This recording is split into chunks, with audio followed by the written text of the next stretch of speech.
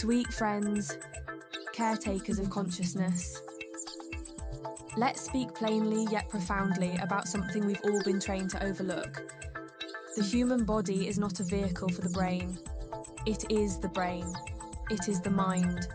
It is the instrument through which consciousness becomes real, becomes relational, becomes revolutionary. We've been conditioned by centuries of colonial philosophy, religious dogma, and industrial design to think of the body as secondary, as a vessel, as something to master, to sculpt, to discipline. But what if I told you that the body is not the servant of intelligence, but its origin and expression? See, every thought you have, every insight you name, is downstream of the nervous system. And that system, it doesn't end at the skull. Your gut, your heart, your fascia, these are thinking tissues. Networks of intelligence that are constantly interpreting, adapting, and responding to the world. We are a symphony of biological rhythm, not a monologue of the brain. And yet, most of us live in the attic of our own architecture, trapped in loops of cognition, scrolling through abstraction while our bodies grow tense, immobile, and undernourished by sensation. The cost of this disembodiment, disconnection, from ourselves, from one another, from Earth. This is where music and movement come in, not as entertainment, but as essential tools for reintegration. Rhythm is not a luxury, it's a regulatory mechanism. When we move in rhythm, especially with others, we're syncing neural circuits, recalibrating the vagus nerve, discharging stress, and reawakening our social bonding systems.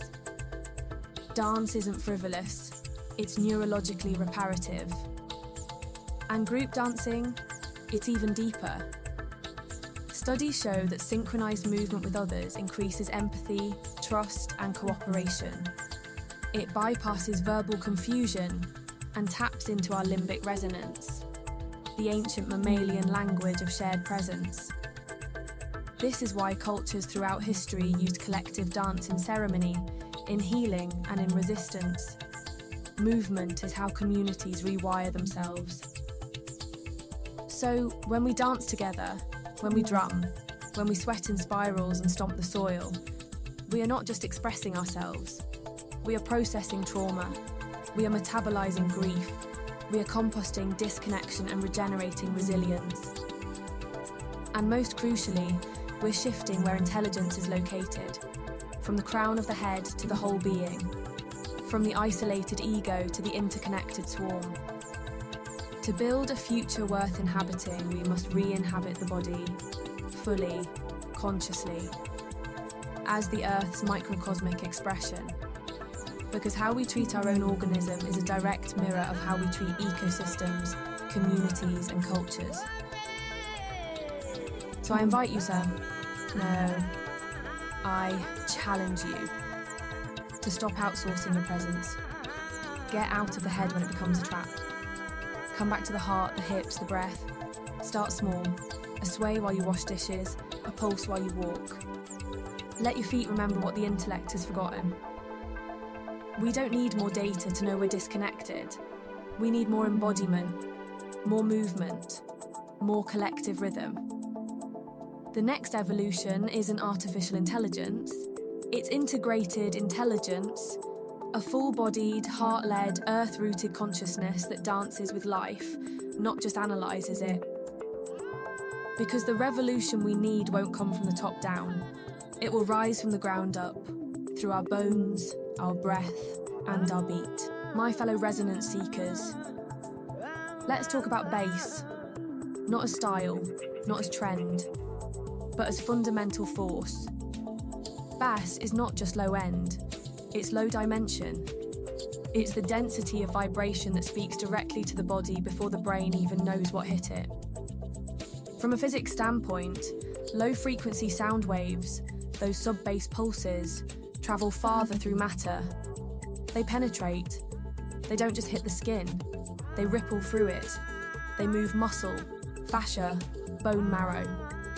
This is why you feel bass in your chest, your stomach, your spine. It's vibratory touch.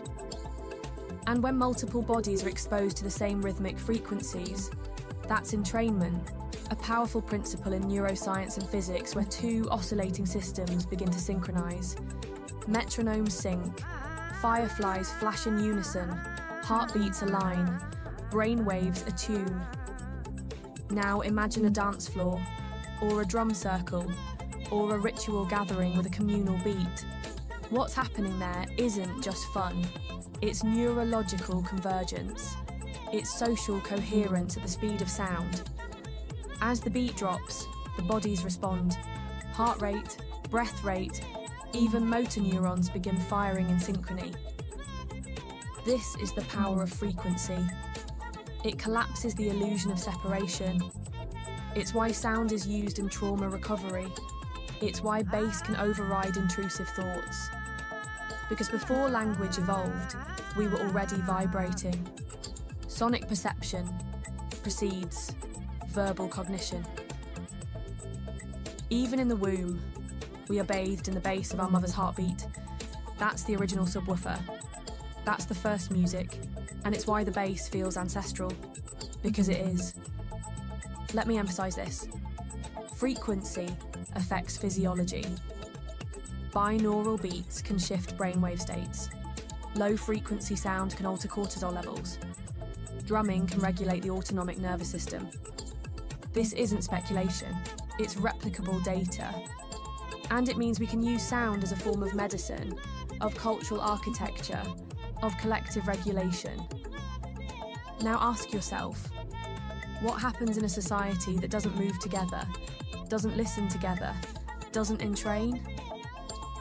You get fragmentation, you get polarization, you get a kind of nervous system apartheid, each individual vibrating alone, cut off from the bioelectric chorus. We need to reclaim our right to vibrate together, not in rigid conformity, but in rhythmic coherence. This is not about control, it's about connection. The difference between indoctrination and liberation is consent and joy, and bass gives us both. When we move to a shared beat, we're not becoming the same. We're becoming sympathetic, like ecosystems in harmony. This is the blueprint for a different kind of politics, a sonic ecology, a species-wide resonance restoration. And it starts by understanding that frequency is not neutral. Every sound you hear is shaping your nervous system. Every vibration you absorb is either reinforcing isolation or cultivating coherence. So tune in, tune up, drop the intellectual armour and let the bass rewire your roots.